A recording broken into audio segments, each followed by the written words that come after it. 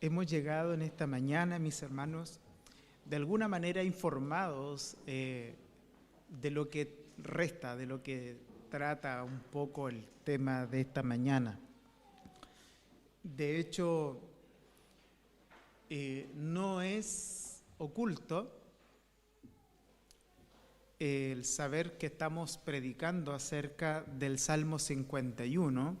Esta es la penúltima predicación. Después de una introducción en 2 de Samuel, capítulo 11 y 12, nos adentramos ya en 2 prédicas pasadas acerca del Salmo 51, que es conocida como la gran canción del arrepentimiento. Analizamos algunos temas puntuales. Hoy día analizaremos en realidad lo que este salmo nos muestra con respecto a la verdadera necesidad que tiene el pecador. ¿Cuál es esa verdadera necesidad? Y para ello voy a centrar esta predicación en el verso 10 de este Salmo 51. Como es mi costumbre últimamente, lo voy a leer en la Biblia que estoy estudiando, y es precisamente la que sale ahí en pantalla.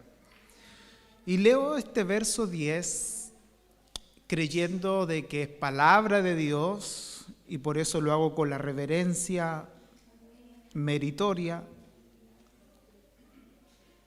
y lo leo en el nombre del Señor Jesucristo. Crea en mí, oh Dios, un corazón limpio, y renueva un espíritu recto dentro de mí. En este verso vamos a centrar la predicación de esta mañana. Oremos al Señor así como estamos. Padre Celestial, abre nuestro entendimiento y dame a mí la capacidad de ser claro, para que el momento en que estemos aquí sentados, escuchando tu palabra, sea un momento beneficioso. Bendice a mis hermanos que escuchan, bendíceme a mí que hablo, y sobre todo haya una conexión entre las sillas y el altar provocada por tu Santo Espíritu. Señor, no somos nada, ni el predicador ni el que escucha, si tú no vivificas mis palabras. Por lo tanto, en tu gracia y en tu misericordia, bendícenos a través de esta exhortación, y sea tu voz la que nuestros corazones puedan almacenar. Te lo pedimos en el nombre de Cristo nuestro Salvador. Amén. Hasta aquí, mis hermanos, hemos mirado algunos puntos que dieron cuerpo al tema del arrepentimiento y los elementos que presenta este Salmo 51. Y voy a hacer un pequeño resumen de los 5 puntos que ya hemos mencionado hasta aquí, recordando de que hemos dicho y comprobado que nadie, mi hermano, nadie puede llegar a ser cristiano sin pasar por el arrepentimiento. Perdón, ¿es idea mía o escucho música abajo? ¿Sí? Ya. Los vamos a ungir con aceite, hirviendo.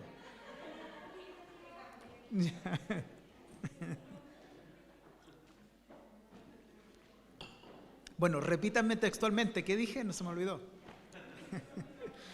Bueno, lo que mencioné es que, como hemos ya dicho, que nadie puede llegar a ser cristiano sin pasar por el arrepentimiento, es el primer proceso.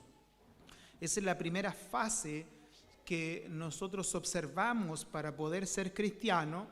Debido a eso, hemos mirado el Salmo 51 y ya hemos dicho por lo menos 5 puntos importantes en las últimas 3 predicaciones. El primer punto que mencionamos es que el hombre que se arrepiente es alguien que se enfrenta a sí mismo, es alguien que se ha examinado y es capaz de reconocer sus rebeliones, su maldad y su pecado. La primera acción del pecador es que se evalúa, se examina a sí mismo. El segundo punto que ya hemos mencionado es que el hombre que se arrepiente siente una profunda preocupación por sí mismo y tiene una percepción en su conciencia con respecto a su pecaminosidad y su situación. Es decir, es alguien que no se deleita en su pecado, sino que siente dolor debido a la intranquilidad que provee su conciencia. 3. Dijimos que el hombre que se arrepiente tiene una conciencia de su absoluta impotencia. Es decir, entiende que no existe manera humana de librarse de los resultados que su pecado traerá. Entiende que su esperanza está fuera de todos los esfuerzos humanos, que no basta con mejorar su conducta, y entiende que solo Dios es lo que necesita. 4. El hombre que se arrepiente tiene el deseo de ser perdonado. De hecho, lo dijimos ampliamente basados en el verso 1 y 2 de este Salmo 51, el cual dice: ten piedad de mí, oh Dios, conforme a tus misericordias, conforme a lo inmenso de tu compasión, borra mis transgresiones, lávame por completo de mi maldad y límpiame de mi pecado. Y por último, en esta introducción, el hombre que se arrepiente tiene una nueva actitud hacia Dios. Lo extraordinario del hombre a quien Dios ha dado convicción de pecado, ya hemos dicho, es que a pesar de que sabe que ha pecado contra Dios, es a Dios a quien quiere. Es decir, el arrepentido anhela, quiere y desea al que ha ofendido. Creo que estos 5 puntos podrían resumir exactamente las 3 predicaciones que ya hemos hecho.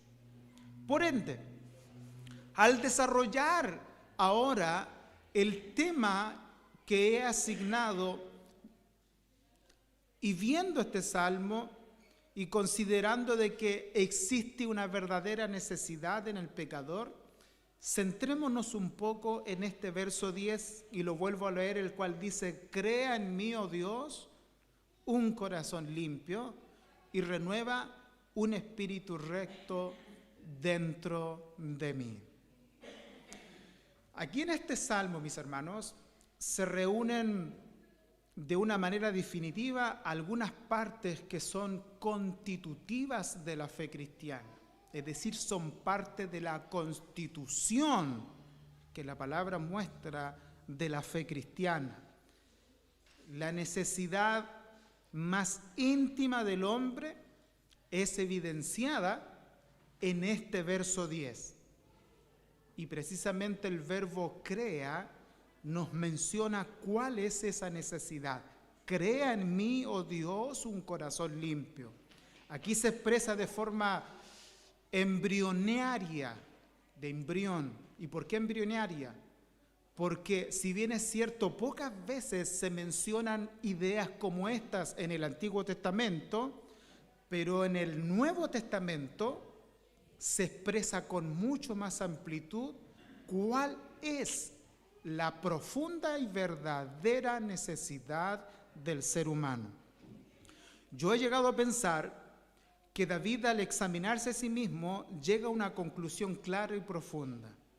El dolor de su pecado, el peso de su conciencia, la angustia de su alma, la falta de gozo delante del Dios Salvador y el quebrantamiento que provocó el justo juicio de Dios, evidencian que David comprendió que necesitaba un nuevo corazón y que solo Dios puede dárselo. David llegó a entender que Dios deseaba una autenticidad cuando se quiere acercar su propia persona delante de Dios. Y cuando me refiero a esa autenticidad, me refiero a lo que dice el verso 6 de este Salmo 51, cuando dice: he aquí tú deseas la verdad en lo más íntimo. Ahora, ese pasaje por algunas predicaciones alrededor que he oído, en algunos casos ha sido mal interpretado, porque él no está diciendo que deseo su palabra, porque si bien es cierto, la palabra de Dios es la verdad. Pero el texto no está diciendo que Dios desea su palabra en lo más íntimo del corazón del hombre. En este pasaje puntual está hablando que Dios desea que el hombre sea auténtico desde lo más profundo de su corazón si quiere acercarse a Dios en arrepentimiento.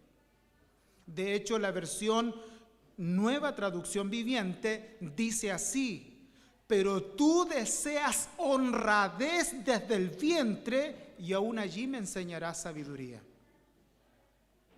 Cuando David comprende esto, David entiende que la única salida que tiene es hacer una oración confesional. Y lo he dicho bien lento para que nosotros hoy día entendamos que lo que David hace es una oración confesional.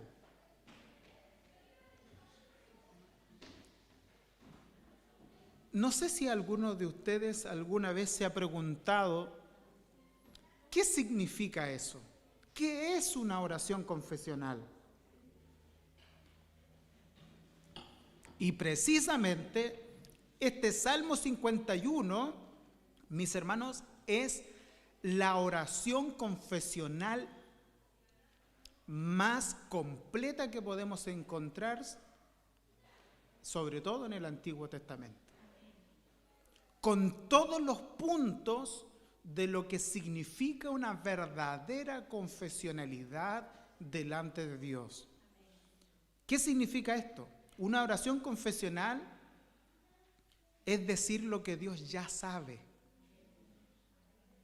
La confesión no informa a Dios de algo que Él ignora, sino que afirma lo que Él ya sabe. Es decir, la confesión declara estar de acuerdo con el diagnóstico que Dios nos entrega de nuestra condición pecaminosa. Es reconocer que somos todo lo que Él declara en su palabra. En estricto rigor, confesar es decir lo mismo. Por lo tanto, cuando David descubrió que Dios conocía hasta lo más íntimo de su ser, David, mis hermanos, observó que lo único que le quedaba era confesar. Cuando Natán viene y le presenta la parábola de la corderita, ¿lo recuerda? Y del hombre que mató a la corderita, y David se enfureció, ya mencionamos eso, y dijo: este hombre tiene que pagar, es merecedor de muerte y tiene que pagar con 4 tantos, y el profeta le dice: tú eres el hombre. David lo primero que dice: he pecado.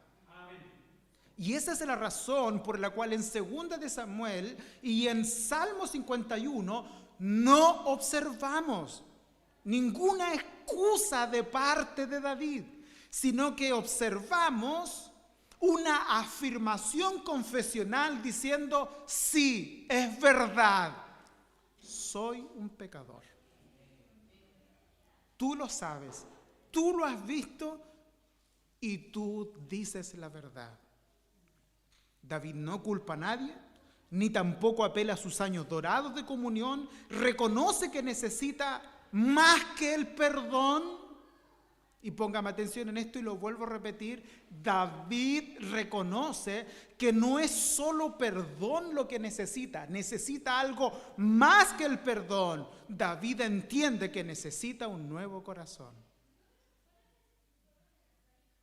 ¿Se va entendiendo la idea de cuál es la verdadera necesidad del pecador? El pastor Sigifrido Guillem dice, David descubrió que debía ir a Dios sin maquillajes, debía ir en completa autenticidad, sin caretas, ya que Dios conoce hasta lo más íntimo de sus criaturas. Si nosotros torpemente vamos a Dios con un maquillaje sin considerar su pleno conocimiento de nosotros, ¿cómo es que nos presentamos muchas veces delante de nuestros hermanos si es que nos atrevemos a ir a Dios, que todo lo conoce, ir a Él en falta de sinceridad, en falta de honestidad y con un rostro maquillado, lleno de hipocresía? Lo más probable es que si nos atrevemos a ir así delante de Dios, no me imagino cómo es que vivimos delante de la gente. Yo pensando en eso que dice Guillem, me acordé de la idea de cosmético. Y lo digo en un sentido espiritual, mi hermana, por favor.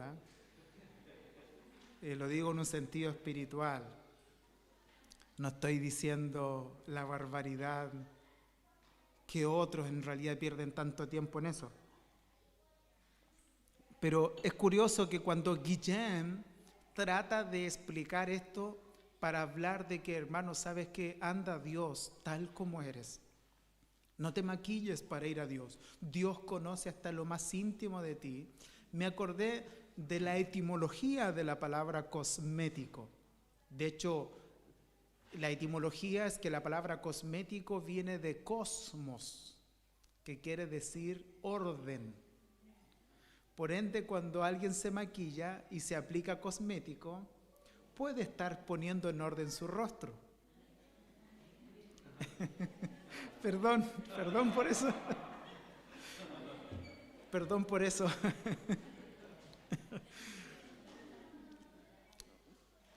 Pero lo cierto es que delante de Dios sería muy absurdo tratar de buscar nuestro propio orden, ir delante de Él, sabiendo de que Dios conoce hasta lo más íntimo de nuestro ser.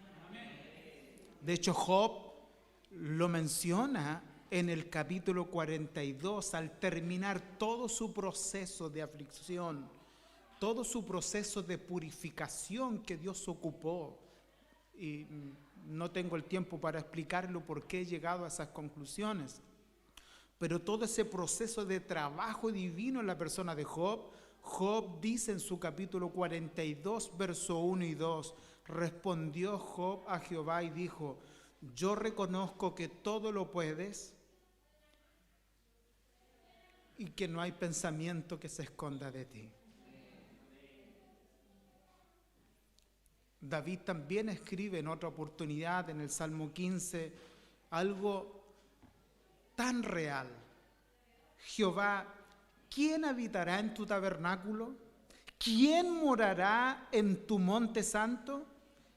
El que anda en integridad y hace justicia y habla verdad en su corazón. Porque nosotros podemos hablar cierta verdad delante de nosotros mismos, pero cuán difícil es ser sinceros con nosotros mismos. Yo llegué a pensar lo siguiente, que un entendimiento serio de la realidad que viven las criaturas frente a su Creador y lo desnudo que estamos frente a los ojos de Dios es lo que declara el autor de los Hebreos en su capítulo 4. No pude evitar de dejar registrado este estos dos versos los que dicen: porque la palabra de Dios es viva y eficaz y más cortante que cualquier espada de dos filos, que penetra hasta la división del alma y del espíritu y de las coyunturas y los tuétanos, y es poderosa para discernir los pensamientos y las intenciones del corazón. Y no hay cosa creada oculta a su vista, sino que todas las cosas están al descubierto y desnudas ante los ojos de aquel a quien tenemos que dar cuenta.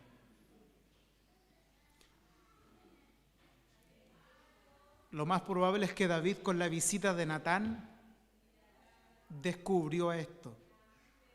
Y al examinarse, descubre esto tempranamente y sabe que su única salida es que Dios mismo haga algo por él. Esa es su única salida. Entiende que ya no hay nada que él pueda hacer. De hecho, lo declara en el verso 16. Porque no te deleitas en sacrificio. De lo contrario, dice David, yo lo ofrecería. Lo que está tratando de decir: Señor, si tú exigieras algo que yo te pudiera dar para mejorar esta situación delante de ti, créeme, Dios, yo te lo daría.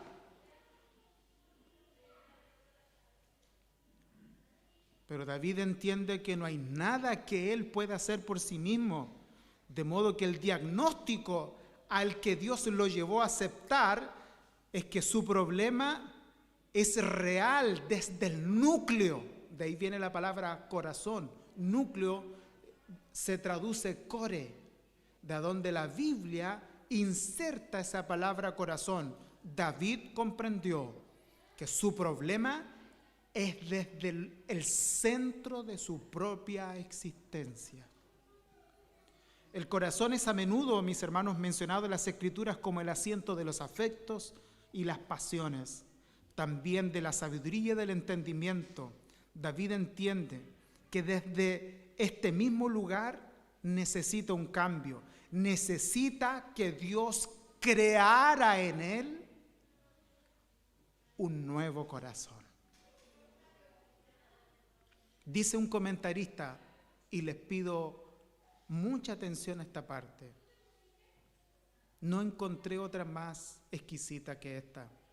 Dice un comentarista: me temo que quedarse con el perdón como si fuera el único problema es una evangelización muy superficial.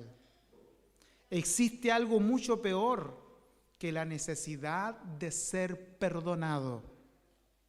Y es el hecho de que existe algo en mí que me pone en una situación de extrema necesidad. Es esa la necesidad y posición hacia la que David avanza y lo expresa de forma tan intensa en el Salmo 51, verso 10. Crea en mí, oh Dios, un corazón limpio. Este es mi verdadero problema, dice David, parece decir. Es mi corazón lo que está mal.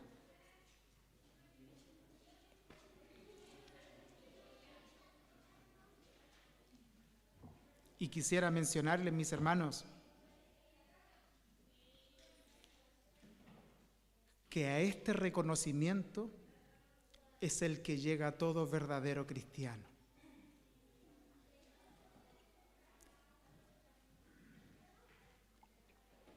Comprende que su necesidad no es solo ser perdonado, sino es ser transformado.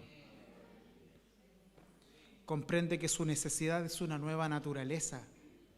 Comprende que su necesidad es un nuevo nacimiento. Necesita ser regenerado por Dios.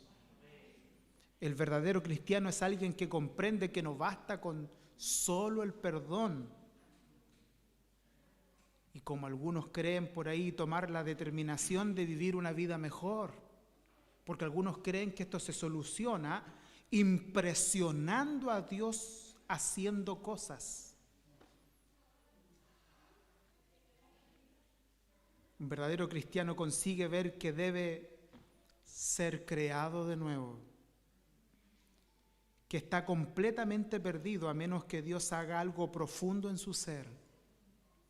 Comprende que la necesidad de nacer de nuevo y de ser creado por la misericordia de Dios es lo medular en su conversión. Que Dios nos bendiga en esta mañana. Y espero que nosotros también tengamos ese mismo entendimiento.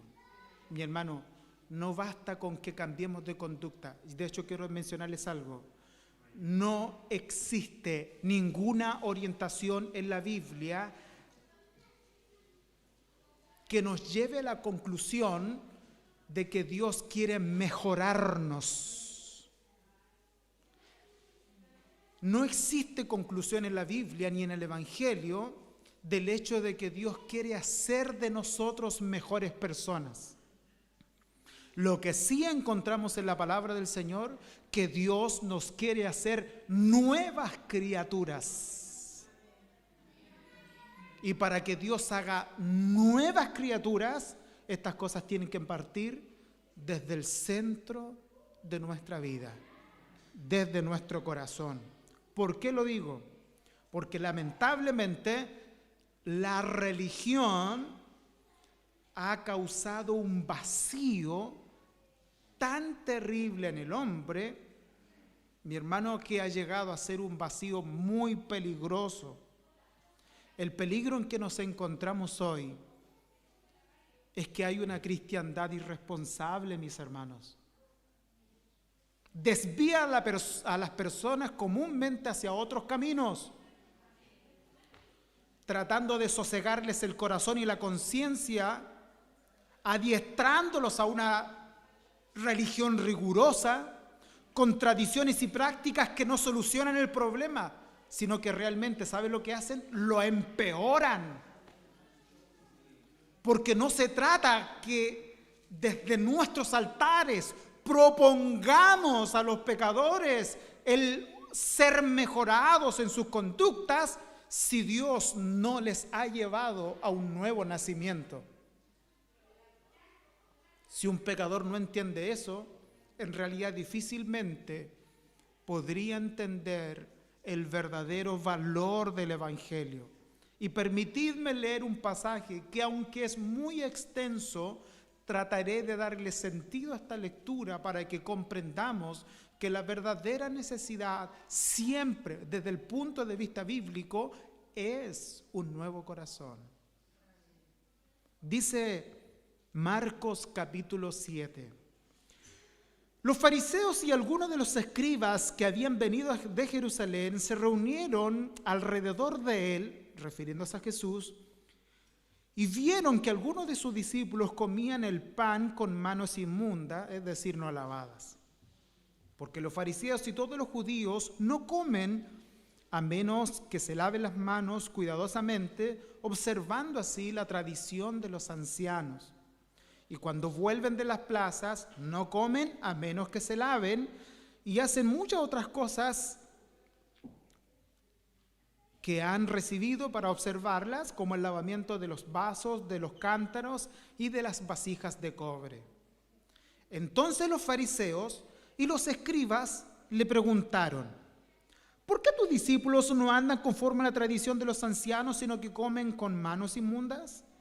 Y él les dijo: bien profetizó de vosotros Isaías, hipócritas, como está escrito: este pueblo con labios me honra, pero su corazón está muy lejos de mí.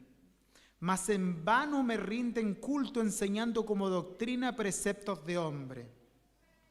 Dejando el mandamiento de Dios, os aferráis a la tradición de los hombres. También les decía: astutamente violáis el mandamiento de Dios para guardar vuestra tradición. Porque Moisés dijo: honra a tu padre y a tu madre, y el que hable mal de su padre o de su madre, muera. Pero vosotros decís, si un hombre dice al padre o a la madre, cualquier cosa mía con que pudiera beneficiarte es corbán, es decir, ofrenda a Dios, y no le dejáis hacer nada en favor de su padre o de su madre, invalidáis así la palabra de Dios por vuestra tradición, la cual habéis transmitido, y hacéis muchas cosas semejantes a estas. Y fíjese lo que hace Jesús en esta disputa. Jesús ahora llama a la multitud y dice, y llamando de nuevo a la multitud les decía, escuchadme todos y entended.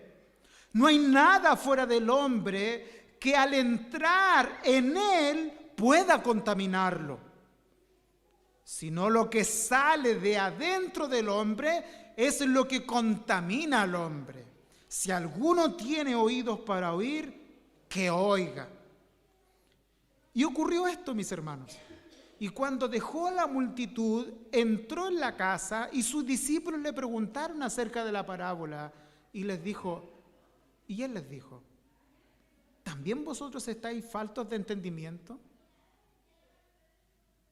¿No comprendéis que todo lo de afuera que entra en el hombre no le puede contaminar porque no entra en su corazón sino en el estómago y se elimina? Declarando así limpio todos los alimentos.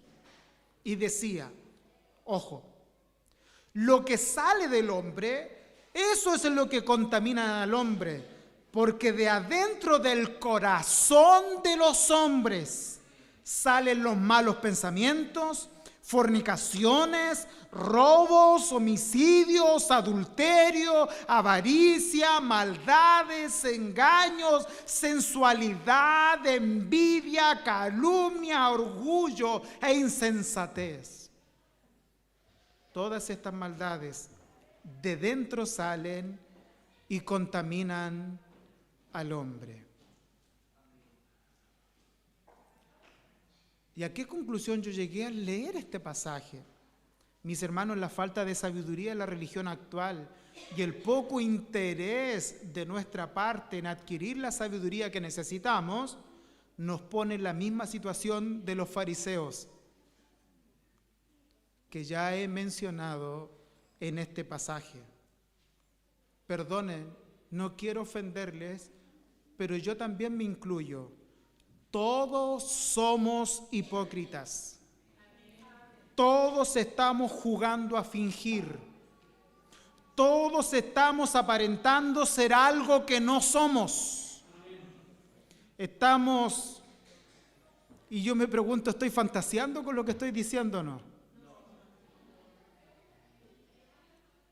Hermano, ¿nos gustaría que nuestras imaginaciones y nuestros pensamientos ocultos se presentaran en una pantalla aquí frente a la iglesia y a las transmisiones para que todos conocieran nuestros pensamientos? ¿Se sentiría cómodo de algo así? Yo no.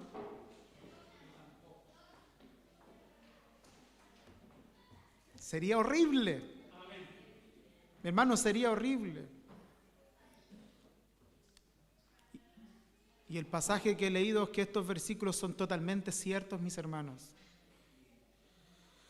Y encontrándonos en este estado somos completamente impotentes.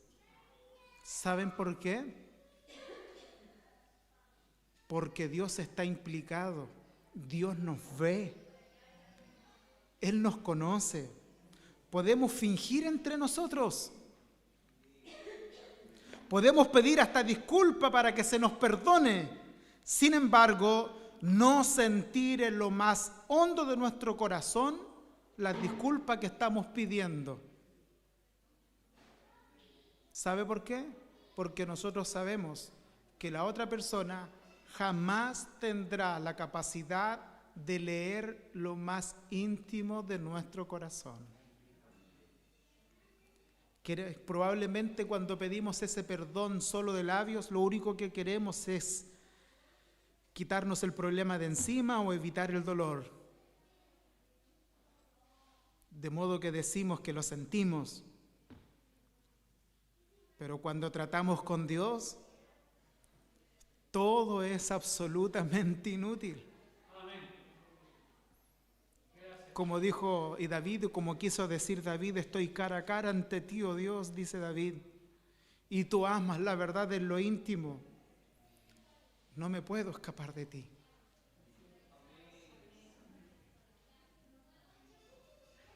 Mis hermanos, si tan solo nos preocupamos de librarnos de nuestros sentimientos de culpa y de nuestra infelicidad y nada más, estamos en una posición totalmente anticristiana. El cristiano siempre va más allá. Comprende que necesita de una sinceridad esencial. Se ve a sí mismo a través de los ojos de Dios y sabe que está siendo leído como un libro abierto e independientemente de lo que los demás vean en él y del concepto que hemos sembrado entre los demás, el cristiano sabe que Dios está leyendo constantemente nuestros pensamientos y las intenciones de nuestro corazón. Y aún hasta aquellas cosas más recónditas de nuestra vida están delante de sus ojos. Como dice Hebreos en lo que ya hemos leído, estamos desnudos ante aquel a quien debemos de dar cuentas. ¿Cuál sería mi invitación en esta mañana? ¿Cuál sería el paso más importante? ¿Cuál sería nuestra plegaria? Reconoce tu verdadera necesidad y clama como David: crea en mí, oh Dios, un corazón limpio. Cámbiame desde adentro. Cámbiame desde adentro. Solo Dios puede darnos ese nuevo corazón, mis hermanos. Solo Dios puede crear esa nueva naturaleza en nosotros. Yo sorprendido leyendo cómo en el Antiguo Testamento, vuelvo a repetir la palabra, de manera embrionaria, se fueron dando ciertos atisbos de la necesidad real de la persona, y tanto en Ezequiel encontré dos pasajes que el Señor ya venía mencionando que la verdadera necesidad del hombre no es ser mejorado, sino que la verdadera necesidad del hombre es que Dios transforme, cree. Y en lo que el Nuevo Testamento dice, Dios permita que el hombre pueda nacer de nuevo. Y explicaré por qué. Y en Ezequiel capítulo 11, al ver el profeta y Dios mismo observar que están siendo desviados por los profetas mentirosos que se levantaron en su pueblo, Dios envía a Ezequiel a profetizarles, a decirles que Dios quiere tener misericordia, pero la forma en la que Dios va a tener misericordia es de esta manera. Así dice el Señor, dice el verso 17 al 20 de Ezequiel 11. Así dice el Señor Dios: yo os recogeré de entre los pueblos, y os reuniré de todas las tierras en las cuales habéis sido dispersados, y os daré la tierra de Israel. Cuando lleguéis allí, quitarán de allá todas las cosas detestables y todas sus abominaciones. Yo les daré un solo corazón y pondré un espíritu nuevo dentro de ellos, y quitaré de su carne el corazón de piedra y les daré un corazón de carne, para que anden en mis estatutos, guarden mis ordenanzas y las cumplan. Entonces serán mi pueblo y yo seré su Dios. Ojo, ojo. según lo leído, nadie puede llegar a ser pueblo de Dios sin esta transformación. Nadie puede llegar a ser pueblo de Dios sin un nuevo corazón. Si bien es cierto, esta es una oración precautoria, escrita en el libro profético de Ezequiel, pero resulta que el pueblo sí se desvió. El pueblo no escuchó esta voz, sí entró a las abominaciones que Dios les dijo que no entraran, pero Dios, que es fiel cuando algo promete, vuelve a repetir, pero ahora desde una conclusión, o mejor dicho, desde una perspectiva totalmente diferente, con una desobediencia ya arraigada en el corazón de su pueblo, con una rebeldía ya anclada en lo más íntimo de su pueblo. Sin embargo, Dios sabe que su pueblo no tendrá escape ni solución a menos que Dios actúe. Y dice en el capítulo 36 del verso 22 al 27 de este mismo libro de Ezequiel: por tanto, di a la casa de Israel, así dice el Señor, no es por vosotros, escuchen esto, no es por vosotros, casa de Israel, que voy a actuar, sino por mi santo nombre que habéis profanado entre las naciones a donde fuisteis. Vindicaré la santidad de mi gran nombre profanado entre las naciones, el cual vosotros habéis profanado en medio de ellas. Entonces las naciones sabrán que yo soy el Señor. Ojo, lo que va a decir también Ezequiel menciona por voz de Dios que un corazón transformado, un corazón nuevo en el ser humano, evidencia el gran poder de Dios. Entonces las naciones sabrán que yo soy el Señor, declara el Señor Dios, cuando demuestre mi santidad entre vosotros a la vista de ellos. Porque os tomaré de las naciones, os recogeré de todas las tierras y os llevaré a vuestra propia tierra. Entonces os rociaré con agua limpia y quedaréis limpio de todas vuestras inmundicias, y de vuestros ídolos os limpiaré. Además, os daré un corazón nuevo y pondré un espíritu nuevo dentro de vosotros. Quitaré vuestro corazón de carne, de piedra, y os daré un corazón de carne. Pondré dentro de vosotros mi espíritu y haré que andéis en mis estatutos y cumpláis cuidadosamente mis ordenanzas.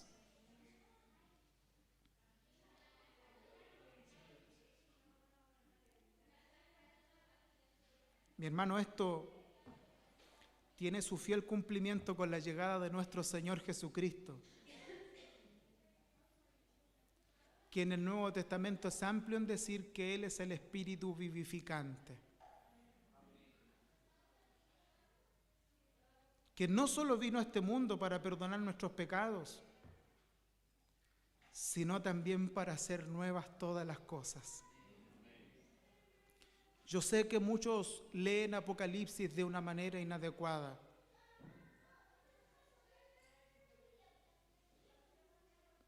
Permitidme esto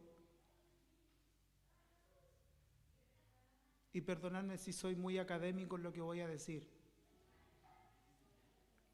Pero cuando uno lee Apocalipsis, lo primero que tiene que hacer es pensar: ¿a quién le escribió esto? 2, ¿a un pueblo temprano e inmediato? ¿O a un pueblo que no entendía nada de la literatura apocalíptica que Juan iba a compartir?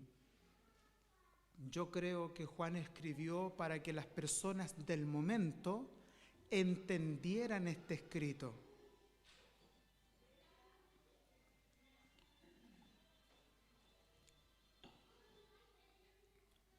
Cuando Juan escribe, si usted analiza la gramática del libro de Apocalipsis, no es tan difícil. Encontramos una gran historia donde hay una guerra contra el reino de Dios, pero termina siempre en una gran victoria. Por lo tanto, es una historia mirada desde diferentes puntos, pero sigue siendo una misma historia. Y habiendo dicho esto, vuelvo a repetir, no solo Dios vino en la persona de Cristo a perdonar pecados, sino Dios vino a hacer nuevas todas las cosas. Eso es lo que Apocalipsis 21, verso 3 y 5 dice así: entonces oí una gran voz del cielo que entonces oí una gran voz que decía desde el trono: he aquí el tabernáculo de Dios entre los hombres, y Él habitará entre ellos, y ellos serán su pueblo, y Dios mismo estará entre ellos. ¿Dónde se cumplió eso? Juan capítulo 1, verso 1. En el principio era el verbo, y el verbo era Dios, y el verbo era con Dios. Y después dice en el verso 14, y el verbo se hizo carne y habitó entre nosotros, y vimos su gloria. Esa palabra habitar es la palabra tabernáculo, donde quiere decir el verbo tabernaculó entre nosotros. Porque así como en la antigüedad Dios y su presencia habitaba en tabernáculo, ahora en el fin de los tiempos Dios habitó en la persona de Cristo. Cristo es el gran tabernáculo de Dios. ¿Y a qué vino Dios en la persona de Cristo si no es a esto? Entonces oí una voz, una gran voz que decía, que salía desde el trono: he aquí el tabernáculo de Dios entre los hombres, Él habitará entre ellos, y ellos serán su pueblo, y Dios mismo estará entre ellos. Él enjugará toda lágrima de sus ojos, y no habrá muerte, ni habrá más duelo, ni clamor, ni dolor, porque las primeras cosas pasaron. El que está sentado en el trono dijo: he aquí, yo hago nuevas todas las cosas. Y añadió: y escribe, porque estas palabras son fieles y verdaderas. Lo que nos está tratando de decir: hey, Dios ya venció. No solo vino a perdonar pecado, sino que Él vino a hacer nuevas todas las cosas, incluyendo nuestros corazones. Pablo dice a Tito: quien se dio a sí mismo por nosotros para redimirnos de toda iniquidad y purificar para sí un pueblo para posesión suya, celoso de buenas obras. Vemos ahí que no solamente Pablo expresa que Dios vino a perdonar pecados, sino que Dios vino a suplir la verdadera necesidad. ¿Cuál es esa verdadera necesidad? Purificarnos, darnos un nuevo corazón, hacernos un pueblo celoso para buenas obras. Pablo también dijo a los corintios: de modo que si alguno está en Cristo, nueva criatura es, las cosas viejas pasaron y todas son hechas nuevas. Mis hermanos, nuestro Salvador Jesucristo se lo declaró a Nicodemo en el capítulo 3 del Evangelio según San Juan. Si no experimentas esta transformación, le dice Nicodemo, este nuevo nacimiento, no podrás ver ni tampoco podrás entrar al reino de Dios. Por favor, ponedme atención en esto, mi hermano, y esto es medular. Si somos cristianos, entendamos esto. Dios nos dice que si no tenemos un nuevo corazón, no importa cuántas veces vengamos a la iglesia, no importa cuántas veces nos congregamos en un lugar, si Dios no nos transforma, jamás vamos ni a ver ni a entrar al reino de Dios. ¿Cuál es entonces nuestra verdadera necesidad?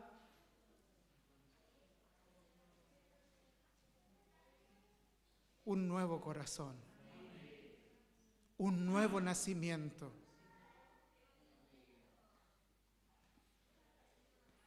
Por esta razón, quiero terminar este mensaje invitándote, mi hermano, te invito, ven a Cristo. Ven a Cristo. Confiesa, ¿qué quiere decir? Acepta su verdad. Reconozcamos juntos y digámosles a Dios: Dios mío, perdona nuestras ofensas, cambia nuestro corazón, forma a tu Hijo en nosotros. Porque solo tú puedes hacer esto. Solo tú puedes hacer esto.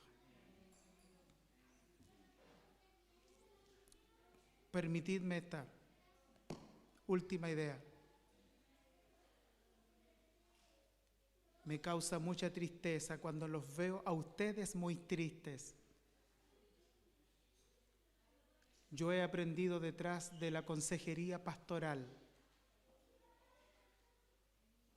Lo he aprendido de una manera académica, que cuando ustedes están muy tristes, muy angustiados, detrás de esa cortina, quieres llamar la atención a Dios, porque lo único que quieres es que Dios se te preocupe de tus problemas temporales.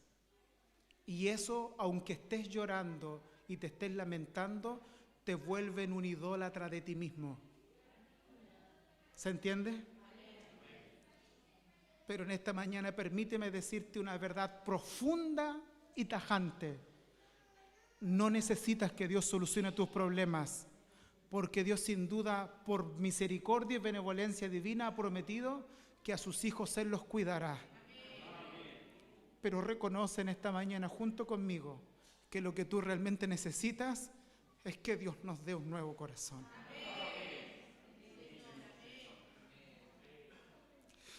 Que Dios cambie nuestros corazones. Oremos al Señor. Padre Celestial, gracias. Gracias por mostrarnos a través de tu palabra nuestra verdadera necesidad. Ven a nuestras vidas y transfórmanos a la imagen de tu Hijo. Al terminar este mensaje se me viene a la mente la gran idea que expresa Pablo a los hermanos de Éfeso, haciéndoles ver que la verdadera intención del Evangelio es crear una nueva sociedad de gente que está muerta en delitos y pecados, las cuales por el poder tuyo son vivificadas y salvadas por tu gracia, para ser hechos nuevas criaturas, creados según Dios para buenas obras, las cuales tú has preparado de antemano para que el cristiano ande en ellas. Ayúdanos a entrar a ese propósito y a no preocuparnos tanto de algo que tú ya dijiste que te vas a preocupar, sino que ayúdanos a suplicar y confesar que lo que tu palabra dice de nuestra realidad es la verdad. Somos pecadores y no podemos, pero tú puedes darnos un nuevo corazón. Danos ese corazón en esta mañana. Te lo pedimos a través de Cristo nuestro Salvador. Amén.